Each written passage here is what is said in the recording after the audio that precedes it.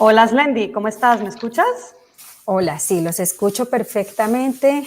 Buenas tardes, Eh, ¿sí me Qué escuchan? grato estar acá con dos personas como ustedes, tan preparadas, tan apasionadas, tan inteligentes. Qué rico estar muy bien acompañada hoy. Entonces, bueno, ustedes quieren hacer una introducción y me dicen cuándo inicio con la presentación. Sí, puedes poner la presentación de fondo de una vez. Listo, ok. Vale, gracias.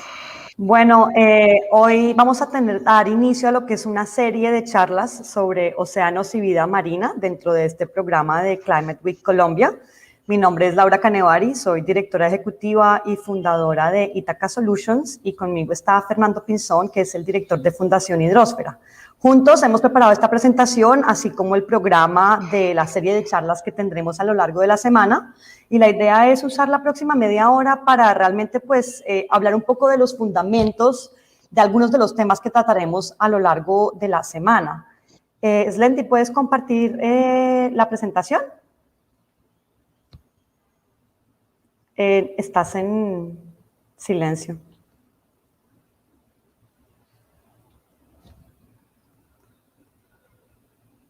Bueno, aprovecho mientras que Slendy pone la presentación. Para aquellos que no nos conocen, nosotros somos... Ya intento nuevamente, que se demoró Vale, en cargar. gracias. Ítaca Solutions es una empresa dedicada a la consultoría y asistencia técnica en temas de resiliencia climática y adaptación en zonas del Caribe, incluyendo el Caribe insular y continental de Colombia. Trabajamos temas de educación, capacitación técnica, así como apoyo a empresas en acceso a financiamiento técnico. Y Fernando, no sé si quieres decir un par de palabras sobre Fundación Hidrósfera antes de dar inicio a nuestra presentación. No, buenas tardes, ¿sí me escuchan? ¿Sí? Yo te escucho. Ah, bueno, listo, no, es que no había testeado el micrófono. Vale. No, pues Fundación Hidrósfera tiene varios frentes de trabajo. Hacemos de la innovación y del pensamiento disruptivo pues nuestra herramienta de trabajo principal. Entonces, pues trabajamos tanto en ambiente marino como en ambiente dulce acuícola, ¿no? Y en lo que tenga que ver con manejo del agua en general, ¿no? Pues yo soy biólogo con maestría en ingeniería ambiental, pues nunca he abandonado el tema marino, pero ya con Laura ya estamos, como se dice, rescatando el tema con todos los juguetes. Bueno, pues te cedo la palabra, Laura, inicia Gracias. tú la presentación. Vale, vamos a estar intercalando entre los dos para así mantener una conversación más dinámica en este espacio. Entonces, Slendy, si podemos poner la próxima diapositiva y yo te voy diciendo clic para que la vayas pasando. Muchas gracias por la colaboración. Lo primero es decir que, extrañamente, el océano raramente está en el centro de atención cuando hablamos de cambio climático, pero sin embargo cubre el 70% de la superficie de nuestro planeta y es realmente indispensable para la regulación del clima a nivel global. Es también un sumidero para gran parte de los gases de efecto invernadero que emitimos nosotros y otros sistemas en la atmósfera y son también parte del origen actual del cambio climático. Vamos a hablar de algunos de los procesos claves que relacionan a los océanos con nuestro clima, así como de las problemáticas que se generan debido al cambio climático y de las posibles soluciones que podemos comenzar a emprender para mejorar la relación de estos dos sistemas o ayudar a su reestabilización. Siguiente, por favor. Lo primero es que el océano y los océanos son realmente el centro de una gran máquina climática. Los océanos ayudan a regular la temperatura y las precipitaciones a nivel regional, además de constituir el principal sumidero de carbono de la Tierra. El océano absorbe una gran parte de la energía solar en forma de calor y así como la radiación solar es máxima al nivel del ecuador y mínima hacia los lados de los polos, la temperatura del mar disminuye a medida que nos alejamos del ecuador. Sin embargo, hay muchas corrientes que atraviesan los océanos y que forman lo que se llama la gran cinta transportadora oceánica, que hace circular las masas de agua hacia los polos y así ayudando a recalentar las áreas o latitudes más alejadas del ecuador. A escala mundial, estas corrientes transportan el agua caliente de las regiones ecuatoriales hacia los polos y el agua fría de regiones podales hacia el Ecuador. Aquí vemos que hay unas que son calientes en la superficie y otras que son cálidas en profundidad. Y esto, digamos que ayuda a controlar y a regular las temperaturas a lo largo de todo nuestro planeta. Siguiente, por favor. Lo segundo es que además de regular la temperatura alrededor del planeta, los océanos son también un gran sumidero de carbono natural. Captan y almacenan el carbono presente en la atmósfera. El océano es un sumidero de carbono muy importante, almacena aproximadamente 13 veces más CO2 que la atmósfera y el suelo y la vegetación de las áreas terrestres unidas. Y esto se debe principalmente a dos procesos que aquí nos lo ayuda a describir esta pequeña ilustración. Por un lado hay un proceso biológico, ¿sí? Al igual que la vegetación terrestre, tenemos el fitoplancton, que son microorganismos vegetales que viven suspendidos en el medio acuático, que toman el CO2 transformándolo en oxígeno, y tenemos las vegetaciones costero-marinas, de las cuales hablaremos más adelante. Y hay un segundo proceso que es físico-químico, en donde los intercambios continuos entre la superficie del océano y la atmósfera hacen que una parte del CO2 sea absorbido y disuelto en el agua de nuestros océanos. Además de que almacena cerca del 30% de las emisiones de gas de efecto invernadero, los océanos también producen aproximadamente la mitad del oxígeno que tenemos presente en la atmósfera. Entonces les debemos la mitad de las respiraciones, nosotros humanos, y a veces olvidamos de esta gran importancia que tienen. ¿Cómo son los sistemas principales que ayudan a capturar el carbono? Hay 4 principales que vamos a mencionar el día de hoy, y algunos de ellos verán discutidos en más detalle en las próximas sesiones. Siguiente. El primero es el sistema de las microalgas. Aquí vemos algunos de los ejemplos de las más comúnmente reconocidas que ayudan a capturar carbono y que generalmente están suspendidas en la columna de las partes superficiales de nuestros océanos. Siguiente. Tenemos también macroalgas, que no es un sistema tan común en Colombia como en latitudes más nórdicas y polares, pero que es un sumidero de carbono fundamental y que hoy en día se está utilizando también como nivel productivo para poder capturar carbono en estas áreas del mundo. Siguiente. Tenemos los pastos marinos. En Colombia contamos con pastos marinos fundamentalmente en las costas del Caribe, sobre todo el Caribe sur e insular de nuestro país. Y por último, siguiente, tenemos a los manglares. Manglares, pastos marinos, no son solamente un sumidero de carbono, son también soluciones basadas en la naturaleza muy importantes. Esta mañana hablábamos de estos sistemas, porque desde el punto de vista ambiental, los manglares reducen el impacto de las mareas, ayudan a estabilizar la línea costera y constituyen una barrera natural que amortigua y protege a las costas de las marejadas y de vientos huracanados. Estos son solamente algunos de de las funciones que cumplen estos sistemas costero-marinos que ayudan a regular nuestro clima y a regular la protección de nuestras costas. Paso ahora la palabra a Fernando, que va a hablar un poco sobre la relación entre los océanos y el cambio climático y las problemáticas que se generan a partir de este último. Bueno, siguiente, por favor. Bueno, hay el tema de la temperatura es clave, pues como lo mencionó Laura, el océano es un gran termostato planetario, dependemos de él. Pero el aumento de la temperatura significa otros fenómenos físico-químicos en el agua.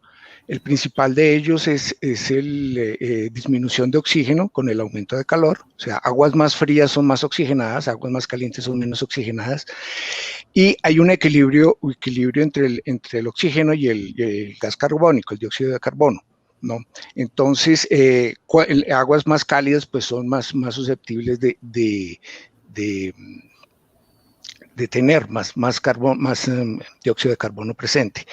Esto afecta a los peces fundamentalmente, pues a todos los organismos marinos como un todo, a los peces en particular porque de ellos dependemos en gran medida. 3.000 millones de personas dependen de la pesca en el mundo como fuente de proteínas. Altera el comportamiento de los animales. Muchos de estas especies son migratorias y dependen de los ciclos de temperatura y de oxígeno disuelto en el agua para sus procesos biológicos, generalmente pues para reproducción, etc. Entonces, esto va a significar que, digamos, los grandes cardúmenes de peces van a estar en otras partes diferentes a donde acostumbraban estar, ¿no? Pues esto va a afectar la economía mundial en gran escala, bueno, puede afectar inclusive el acceso, ¿no?, a alimentación sana. Siguiente. Otro efecto tal vez más pues muy evidente, del cual se va a hablar mañana, es que con la temperatura ocurre, con el aumento de la temperatura en el agua de mar, ocurre un proceso de acidificación, ¿no? Y esto afecta a todas las especies que producen caparazones, que tienen conchas, ¿no? Principalmente, pues, muy evidente en los arrecifes de coral, ¿no? Pero también en el fitoplancton del que hablaba Laura hace poco, pues hay una cantidad de microorganismos que producen conchas, etcétera. Ellos están fijando carbono, pues ya no lo van a estar haciendo de la misma forma, ¿no? Pero lo importante en esto es resaltar el hecho de que la distribución de las especies marinas ya está cambiando. O sea, esto es un proceso irreversible, como todos los procesos de cambio climático, pero sí, ya está cambiando en el tema de peces, lo que les mencionaba, cefalópodos, pues son los pulpos, calamares, etcétera, ¿no? Pero sobre todo en el tema, digamos, lo que son los arrecifes de coral, al cambiar, también va a cambiar su distribución. O sea, vamos a tener arrecifes donde antes no había arrecifes, y en donde están ahora, pues van a ir desapareciendo. Y eso, pues ellos sustentan unas cadenas tróficas de las cuales depende la pesca en muchos casos. Siguiente. También va a estar ocurriendo un proceso de derretimiento de los glaciares. Esto, pues en realidad es un desorden climático, ¿no?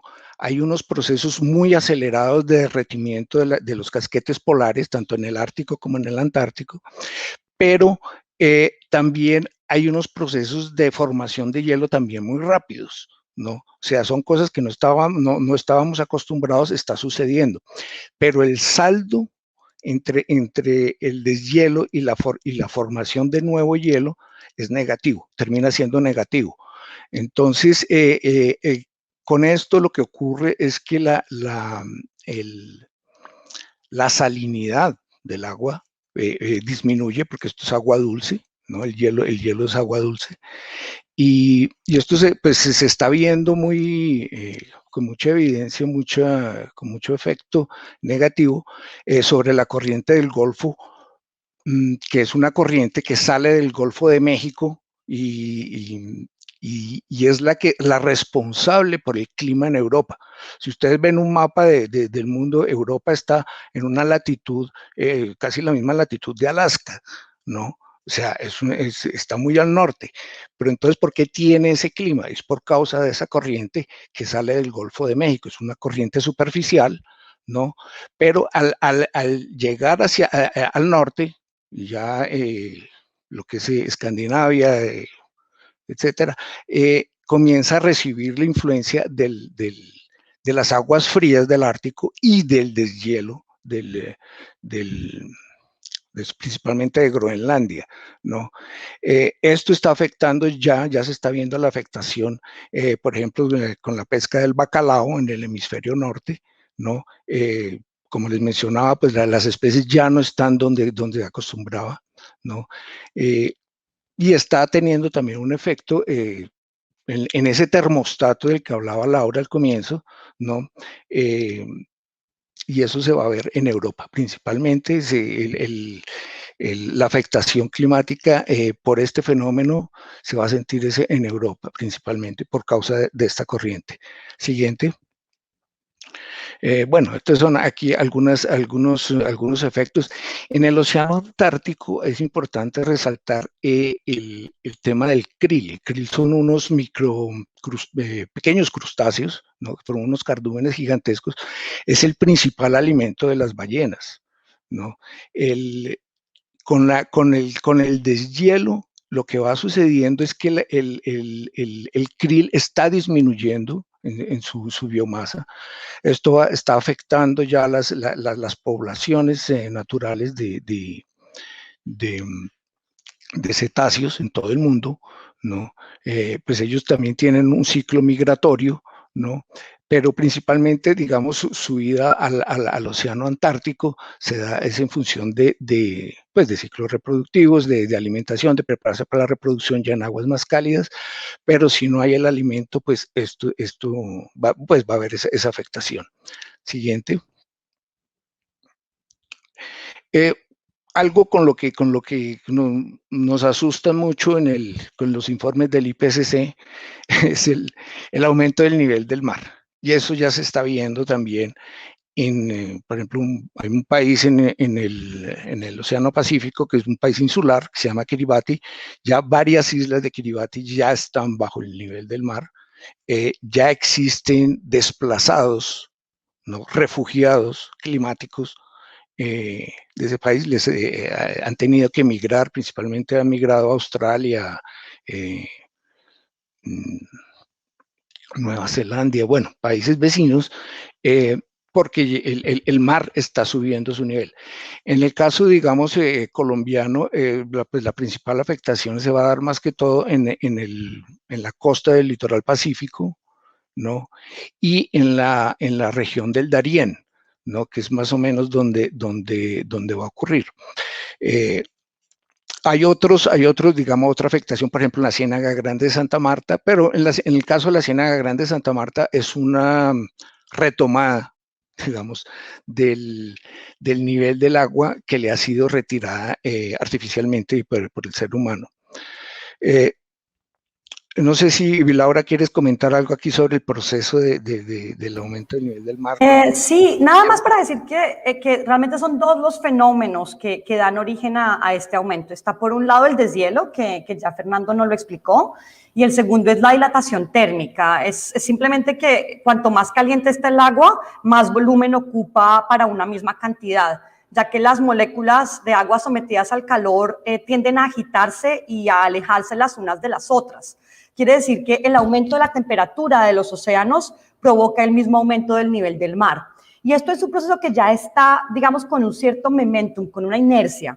Así nosotros mañana termináramos todas las emisiones que tenemos en el planeta, este evento continuaría. Tendríamos todavía un aumento del nivel del mar de aquí a 2050, así acabáramos todas las emisiones.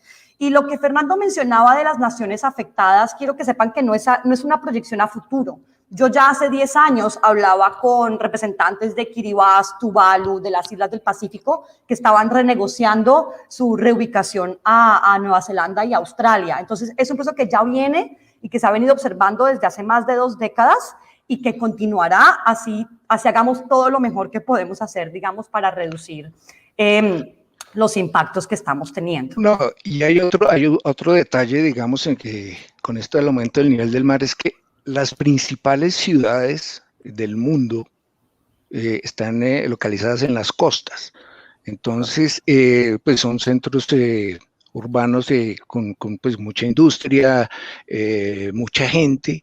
Entonces, en estos lugares se producirán focos, realmente, focos de desastre, entre comillas, porque pues realmente el desastre es un referencial humano, ¿no? Pero y en América Latina pues es muy evidente eso, ¿no? Muchas grandes ciudades, por ejemplo, Buenos Aires, Río de Janeiro, son costeras y van a sufrir esto directamente. Siguiente. Correcto. Bueno, no voy a parar mucho en esto, yo creo que ya has Sí, sí, discutido tú, sí. Fernando, pero lo importante es entender que no es solamente el efecto a los centros urbanos, sino también a los mismos ecosistemas costeromarinos. Me gustaría que, debido al tiempo, nos tomáramos un segundo para la siguiente diapositiva, porque hablábamos al comienzo de la importancia de los océanos en regular el clima. Y ya han salido varios estudios que señalan que el calentamiento causado por el hombre está llevando a una pérdida casi completa de la estabilidad en los sistemas que impulsan las corrientes del océano Atlántico.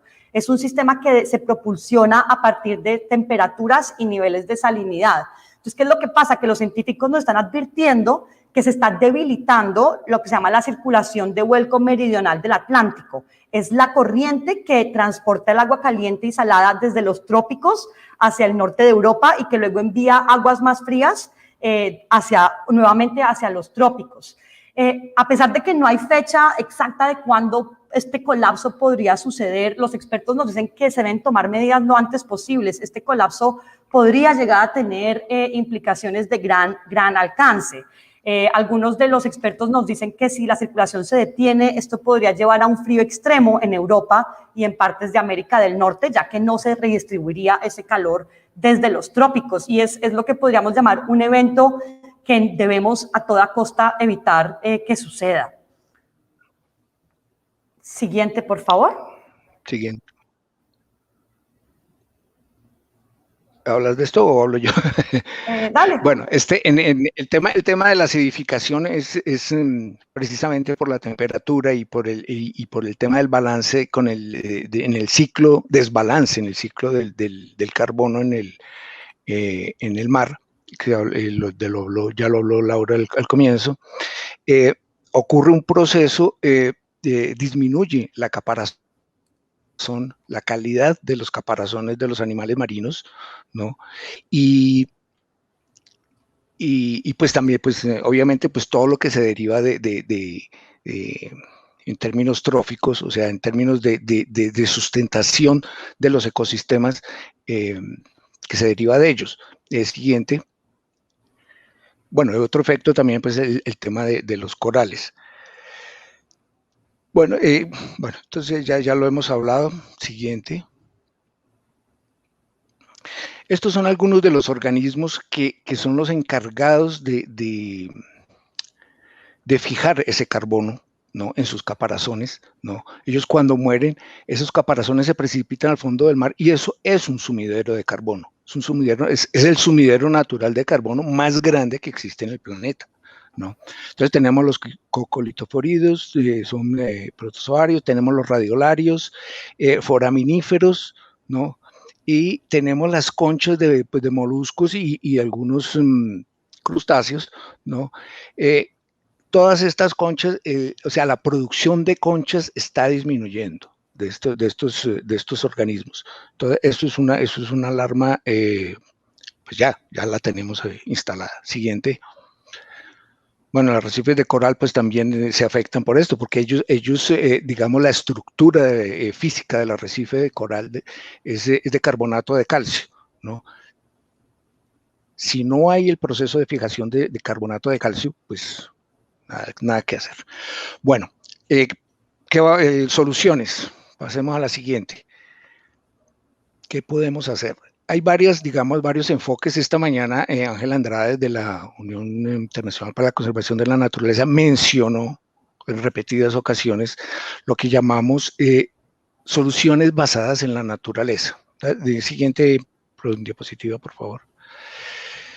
Soluciones basadas en la naturaleza, pues es un concepto nuevo que llamamos concepto sombrilla, que abarca todas las acciones que se apoyan en los ecosistemas, los servicios que estos proveen para responder a diversos desafíos de la sociedad, temas de seguridad alimentaria y también de riesgo de desastres.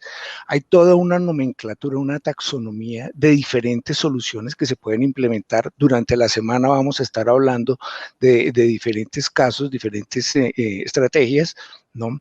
Aquí vamos a mencionar apenas algunas, ¿no? Siguiente.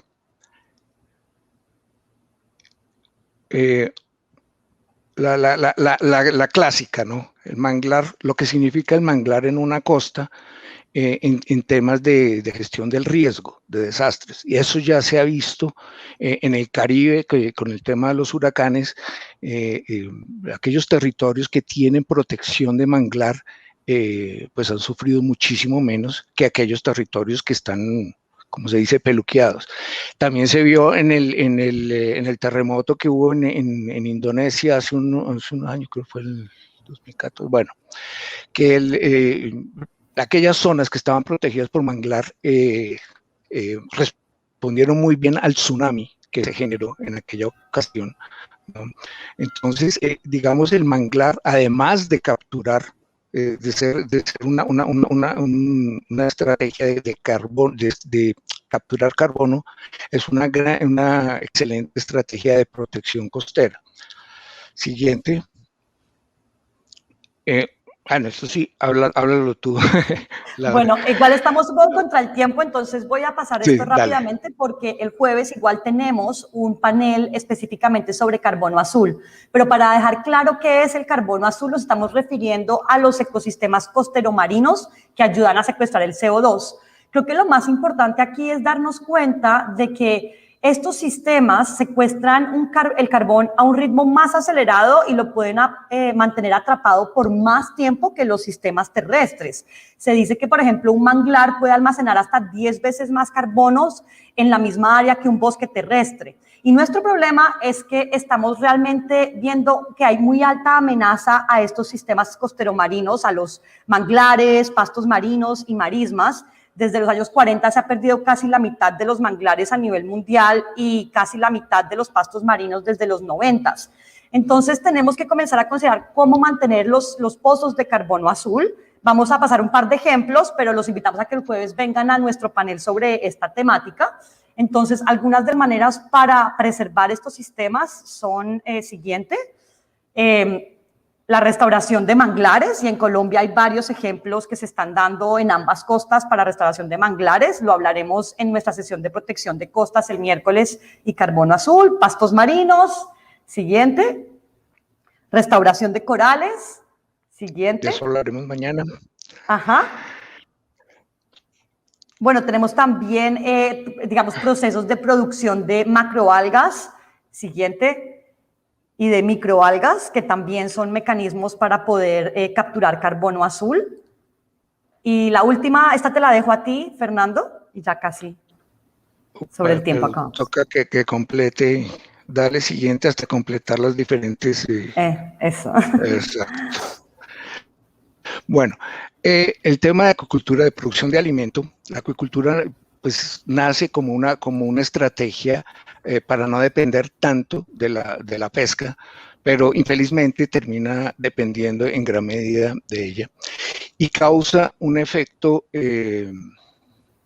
pernicioso sobre el medio ambiente en la medida en que si tienes organismos en cautiverio, pues tienes que alimentarlos, ¿no?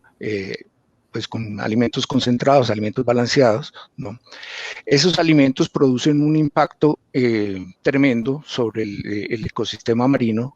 Eso se está viendo en Chile, principalmente con las salmoneras, en Vietnam con el cultivo del panga, bueno, en todo el mundo se está viendo eso. Ha surgido una iniciativa que se basa en conceptos de economía circular realmente, ¿no? En donde se alimenta una especie y el alimento que sobra y los desechos de esa especie terminan siendo el alimento de otras especies, ¿no? Entonces, este es un ejemplo de un proyecto nuestro en donde hay una jaula flotante en donde se crían cobias, que son unos peces marinos de muy rápido crecimiento. Hay un alimento que se desperdicia, entonces va a caer al sedimento y están los desechos, los excrementos de esos peces que también van a estar yendo al sedimento, obviamente a merced de las corrientes, etc. Se puede colocar, digamos, camarones, ¿no? En jaulas, ¿no? Camarones que sean raspadores. Entonces, porque estos son nutrientes, este alimento no consumido y estos excrementos en realidad son un exceso de nutrientes, ¿no? Entonces, esto va a crear pequeños ecosistemas digamos, de microalgas bentónicas, etcétera, que es el alimento de los camarones. Aquello que salga de la jaula, pues puede ser filtrado por organismos como los moluscos, en este caso las vieiras, que pues tienen también un alto valor agregado en el mercado, pero ellos no necesitan ser alimentados, ellos se alimentan de filtrar el agua de mar que está pasando ahí, y si esa agua es muy nutritiva, pues ellos van a crecer mejor. Y finalmente, en el fondo, no, pues todo va a caer al fondo, pepinos de mar. Ellos tienen, por ejemplo, un valor agregado altísimo en China, pues lo consideran un afrodisíaco, ¿no? Y se alimentan son como las lombrices de tierra, ¿no? Las lombrices en el suelo. Ellas se van alimentando del sedimento y van fertilizando también el suelo a su alrededor. Ellas están muy asociadas también con lo que son pastos marinos y con arrecifes de coral, ¿no?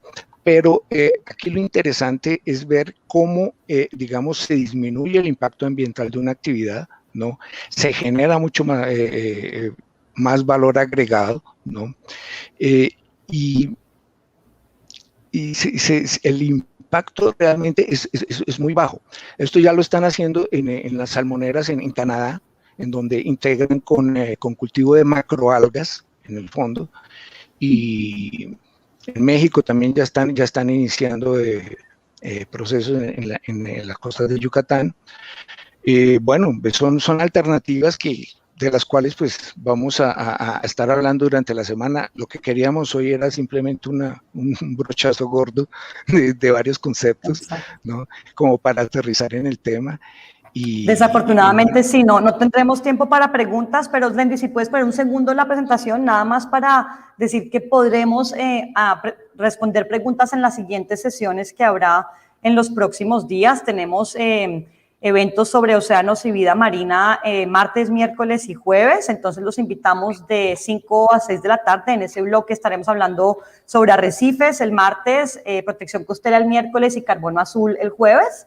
Entonces, no nos quedó tiempo para las preguntas ahora, disculpen, pero podremos abordarlas en esas sesiones. Bueno, muchas gracias por su atención. Gracias, Laura, y gracias, Lendy.